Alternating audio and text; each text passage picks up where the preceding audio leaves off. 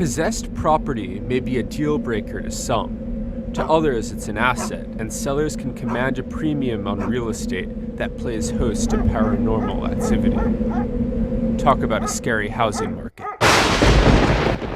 We were looking for homes that, of course, at that time we could afford. As every, first-time home buyer, you have a budget and so forth. And when you're looking at Hudson Valley, there's a lot of haunted history.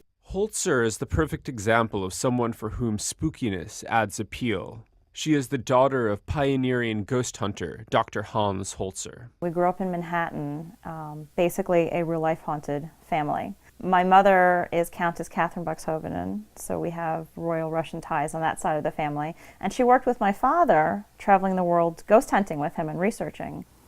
In 1994, Holzer bought her first house. They paid $140,000 for the 5-bedroom, 2.5-bath colonial, a steal for the Hudson Valley. And something about the energy reminded her of her family's place in Vienna, where a headless lady of the house reportedly saved Holzer from a fall. This new house had the charms, and also the haunts. I always knew there was something about the area that kind of pulled me in. We settled on a colonial house, which was hard to find for the price range we wanted. We didn't want to buy level. And so we ended up with this home, which was built in 1974. And probably after a few months of living here, I kind of noticed that we weren't alone. I felt that the property itself had a lot of activity. Holzer says she saw the ghost of a Civil War soldier, one of many who stalk the Heritage Trail near her property. One day I could have sworn I saw a soldier kind of glance by the side of my eye line, like somebody half the body. I said, we're living in the heart of things that happened before we came. I mean, this is all connected.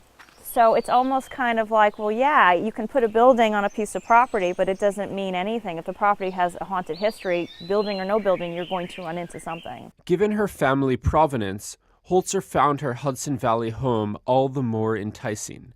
She can understand why other buyers today might feel the lure of the occult. I think for somebody like me, and I think for the generation today that's more aware of the pop culture of the paranormal, because it's got a new spin on it, I think. I definitely see the 20-something and 30-something going towards the haunted home versus your basic, colonial fixer-upper, whatever you have. I think it's more of a selling point because it's intriguing to them. We've investigated the spirits that haunt and manipulate the real estate market. For The Street, I'm Ross Kenneth Erkin.